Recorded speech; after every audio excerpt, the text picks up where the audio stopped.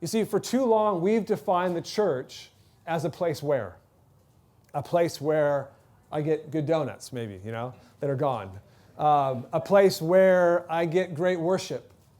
A place where I drop my kids off, which is good. These are all good things. But a place where I get mediocre preaching. Sorry, everybody, but a place where. But the church isn't a place where.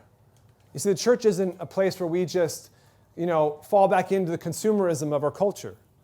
The church isn't a concierge service where we get all of our needs met when we want, how we want, whenever we want. Going back to that passage in Matthew 21, Jesus said, my house will be called a house of prayer.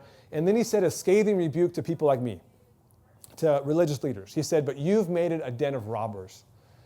In other words, at the temple where Jesus was, they had begun to buy and sell goods.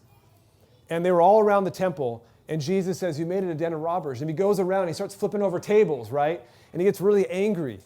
And he did that because the temple had become a place where people just bought and sold goods.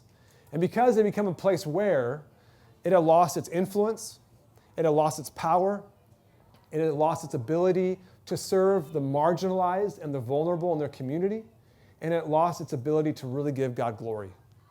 And so he says, you've made it a den of robbers. And I just speculate. This is probably my opinion. But I wonder if at times we've made the church a place where and just fed the individualistic consumer mentality that we get at Best Buy and Walmart and all these other places. And there's a lot of good in that. But ideally, the church isn't a place where. It's a people who. It's a people who treat each other like family, who are filled with the presence of God, the Holy Spirit, and a people who now have the pillar of God's truth.